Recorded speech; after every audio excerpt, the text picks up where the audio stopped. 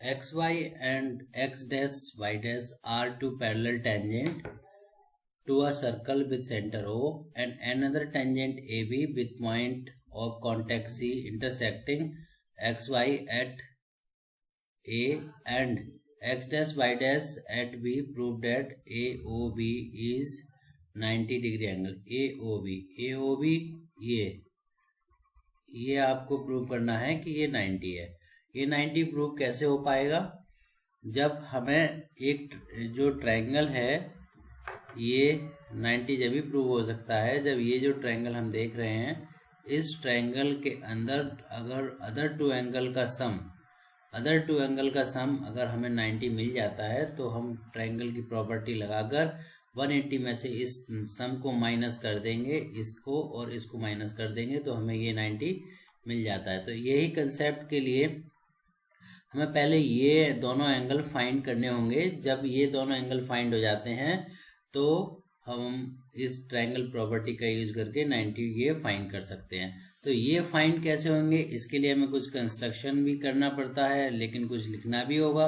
उससे पहले जो गिवन सिचुएशन है वो लिखनी होती है क्वेश्चन के अंदर, तभी वो हमारा फ्रूटफुल क्वेश्चन मार्क्स के काबिल होता है।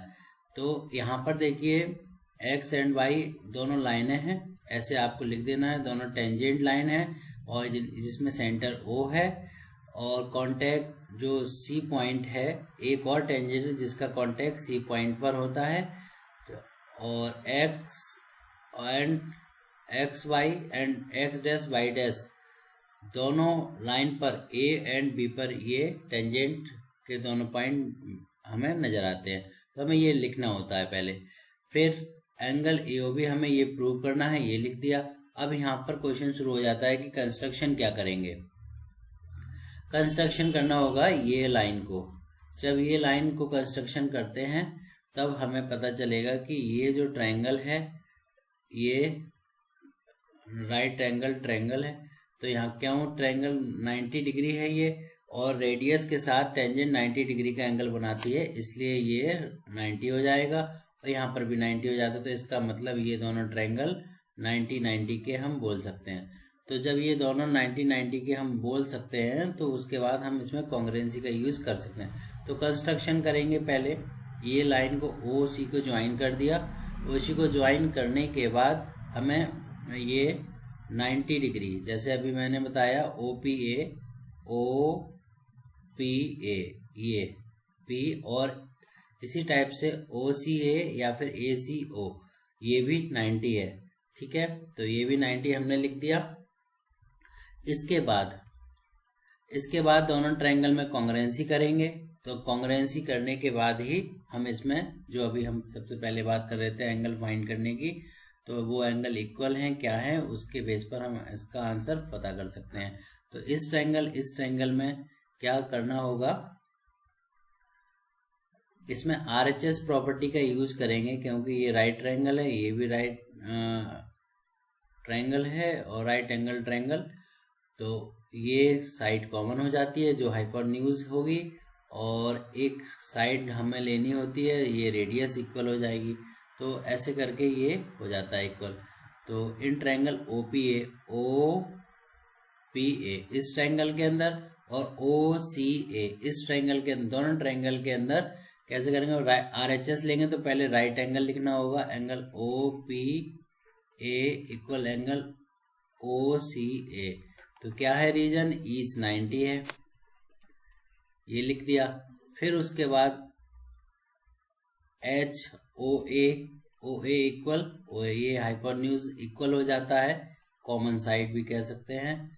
और उसके बाद third O P equal O C, ये हमारी इक्वल रेडियस है, इसलिए तो इक्वल रेडियस।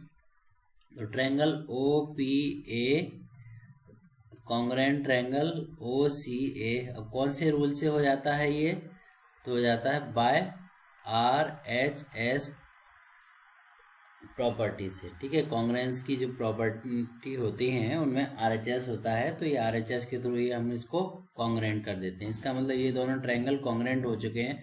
जब दो ट्रायंगल कॉन्ग्रुएंट हो जाते हैं तो उनके एंगल भी आपस में इक्वल हो जाते हैं। तो यहाँ पर हम देख रहे हैं ये वाला एंगल और ये एंगल दोनों आपस में इक्वल हैं। इट मीन्स क्या है, angle O A P equal angle O A C, ठीक है। तो by C P C T, it means ये क्या होता है by C P C T, congruent part और कॉन्ग्रुएंट ट्रायंगल आर इक्वल। ये दोनों एंगल हमने इक्वल प्रूव कर दिए हैं। क्या हम ये जो नीचे ट्रायंगल है क्या इसमें भी ऐसा ही कर सकते हैं? यस, इसमें भी ऐसा ही कर सकते हैं। तो डायरेक्ट लिख देंगे सिमिलरली। जब एक ही कंसेप्ट दो बार यूज करने जाते हैं तो वहाँ पर एक में सिमिलरली का यूज कर लेते हैं। तो ये है क्यू बी सी, या ये सिमिलरली पहले तो हमें इनको कॉन्ग्रुएंट बोलना पड़ेगा। O Q B congruent triangle O B C, ये कॉन्ग्रुएंट हो जाएंगे, ये भी बाय RHS प्रॉपर्टी से हो जाएंगे। And similarly O B Q angle O B C, ये आपस में इक्वल हो जाएंगे by C P C T. तो ये ऐसे करके आपस में इक्वल हो जाते हैं। तो अब क्या करना होगा, अब इसमें ये जब कॉन्ग्रुएंट हो गए हैं और हमें ये वैल्यूज मिल गई हैं, तो अब प्रॉपर्टी जो बेसिक प्रॉपर्टी है जो लगाई जाती है वही इसमें यूज करेंगे। अब क्या यूज करेंगे बेसिक प्रॉपर्टी, तो देखो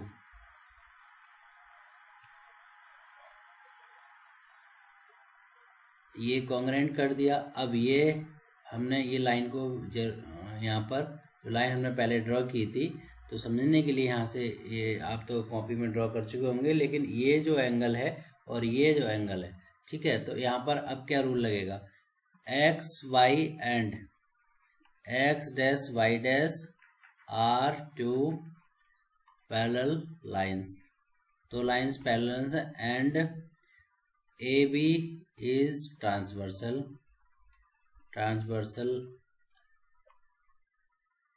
लाइन सेगमेंट, ठीक है। तो ये ट्रांसवर्सल लाइन सेगमेंट हो जाता है। फिर यहाँ पर जो पहले रूल पढ़ते थे, इंटीरियर अल्टरनेट एंगल लगाते थे इसी लाइन के थ्रू हम करस्पॉन्डिंग एंगल लगाते थे, और इन्हीं लाइनों के थ्रू हम को interior angle of same side 180 का सम भी लगाते थे। तो ये यहाँ पर वही कंसेप्ट हम लगाएंगे, co interior angle of same side. तो angle P A B plus angle Q B A equal 180, sum of interior angle of same side, और को इंटीरियर एंगल सम भी बोल देते हैं इसको। तो यहाँ पर PAB के अंदर हमें दो एंगल राइट कर सकते हैं, PAO प्लस एंगल AOC। तो ये एंगल राइट कर सकते हैं क्योंकि इसके अंदर दोनों हैं, और इसके अंदर भी दोनों एंगल राइट कर सकते हैं, QBO plus angle OBC equal 180। और अभी हमने प्रूव किया था कि ये एंगल और ये एंगल आपस में इक्वल हैं, ये और ये आपस में इक्वल हैं। जब हमें फाइंड ये करना है तो इसलिए हम इन दोनों को वन नेम से रिप्लेस कर देते हैं। जो हमें फाइंड करना है OBC को हमारे पास रहना चाहिए, क्योंकि वो एंगल के अंदर हमें उसको प्रेजेंट करना है। OBC angle OBC plus angle OBC equal 180, और PAO को भी चेंज कर देंगे OAC से, OAC प्लस एंगल OAC। तो यहाँ पर क्या हो जाता है, two angle OAC plus two angle OBC equal 180, और टू यहाँ पर कॉमन ले लेते हैं, OAC प्लस OBC 180, और ये जब इसको सॉल्व करते हैं तो ये 90 आ जाता है।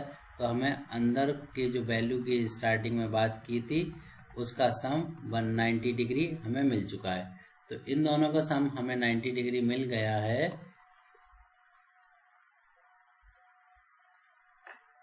ये एंगल और ये एंगल। तो अब ये ट्रायंगल प्रॉपर्टी का यूज करके हम इसको फाइंड कर सकते हैं। तो अब क्या लिखना होगा, देखिए in triangle O A B, तो इसके अंदर हम देखेंगे angle A O B plus angle O A B plus angle O B C equal 180। तो ये एंगल सम प्रॉपर्टी का यूज़ कर सकते हैं, यहाँ पर लिख देंगे।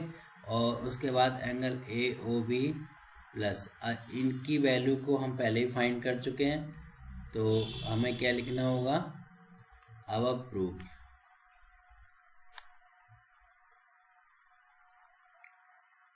अच्छा, एक कंसेप्ट और है कि यहाँ पर जब हमने ओ बी सी लिया और उसके बाद इसमें हम ओ बी ए का यूज़ कर रहे हैं, तो ये दोनों एंगल तो सेम है ना, इसलिए डायरेक्ट हम उसका यूज़ कर सकते हैं। तो यहाँ पर एंगल ए ओ बी को फाइंड करेंगे, तो 180 माइनस 90 इक्वल 90। तो ऐसे करके हमने ए ओ बी की वैल्यू को फाइंड कर लिया। तो लास्ट में आप रख देना, so the angle A O B is 90, it is proved.